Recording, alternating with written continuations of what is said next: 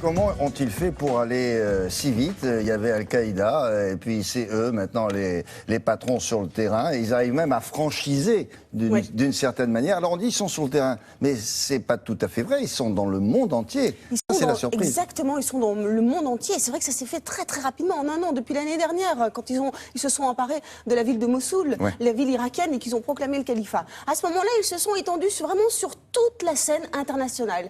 C'est vraiment parti, ça a commencé en Afrique, ça passe par le Moyen-Orient, l'Inde, l'Asie, jusqu'aux Philippines, Asie centrale. On est vraiment sur plusieurs continents. En terre musulmane, pas forcément. En terre musulmane, et pas forcément, c'est vrai. Aujourd'hui, c'est vraiment, on peut dire qu'il y a une trentaine de groupes terroristes qui ont fait allégeance à Daesh. C'est-à-dire qu'en fait, il y en a certains qui le soutiennent, d'autres qui se rattachent directement à lui. Donc aujourd'hui, eh bien, Daesh, c'est une marque, c'est un label, vous voyez. C'est ça la différence, c'est que c'est devenu l'organisation terroriste la plus puissante au monde. Alors justement, on va expliquer comment ils ont réussi à attirer autant de gens. En tout cas, ce sont des dizaines de millions, de milliers de personnes, et essentiellement des jeunes. Regardez.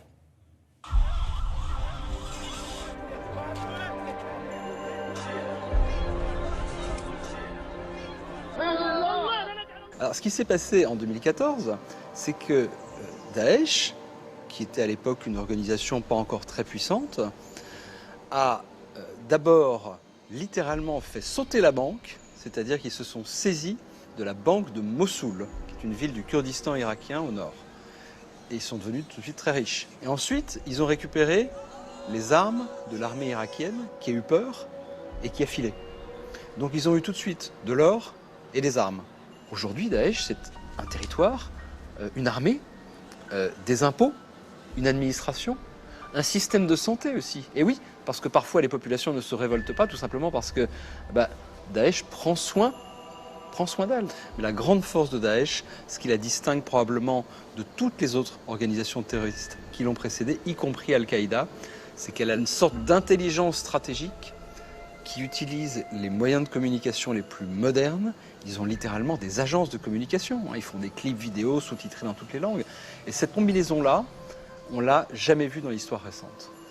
Daesh est présent partout dans le monde, mais c'est essentiellement un mouvement qui est présent au Moyen-Orient, au Sahel, en dessous avec Boko Haram, vous savez, au Nigeria, qui a une alliance, en tout cas, avec Daesh, et aussi, on oublie parfois, en Asie du Sud. En Asie centrale, en Asie du Sud, jusqu'en Inde et au Bangladesh. Le djihadisme violent n'est pas un produit moyen-oriental, n'est pas un produit arabe, ça existe partout sur les 5 continents. On parle d'allégeance des organisations terroristes. Oui, vous avez raison de parler d'allégeance, parce que c'est exactement comme ça que fonctionne Daesh, comme d'ailleurs fonctionnait Al-Qaïda dans les années 2000. C'est-à-dire que plutôt qu'une pieuvre qui déploie ses tentacules, c'est plutôt une marque qui est donnée, un droit d'utiliser la marque Daesh, qui est donnée à des organisations, à des groupes qui parfois existaient depuis très longtemps et qui disent « moi, je veux appartenir à Daesh parce que c'est les plus forts, les plus puissants, les plus prestigieux ». Et là, Daesh va dire « bien, je regarde quelle est votre idéologie, quelle est votre manière de fonctionner, est-ce que vous méritez le label Daesh, êtes-vous capable d'organiser des attentats ?» Et là, Daesh va dire « ben voilà, je vous autorise à utiliser la marque Daesh ». Aujourd'hui, l'avenir de Daesh, qu'est-ce que c'est ? Daesh est encore en phase d'expansion, à la fois territorialement et idéologiquement. Mais je crois que dans quelques mois ou dans quelques années, Daesh va commencer à décliner. Pourquoi ? D'abord parce qu'on va leur faire mal sur le plan militaire, on va les empêcher de s'étendre, mais aussi on va taper sur leurs circuits de financement, sur les circuits de contrebande du pétrole par exemple. On a déjà commencé à le faire, ça va s'accentuer. Deuxièmement, parce que je crois que sur le plan de l'influence idéologique, il y aura des réactions. Il y aura des réactions dans les sociétés arabes notamment. Je crois que d'ici quelques années, on commencera à entrer dans une phase de déclin de cette organisation, comme Al-Qaïda a décliné, parce que la communauté internationale et le monde musulman en particulier s'y sont attaqués. Daesh finira par décliner, malheureusement, c'est pas pour tout de suite.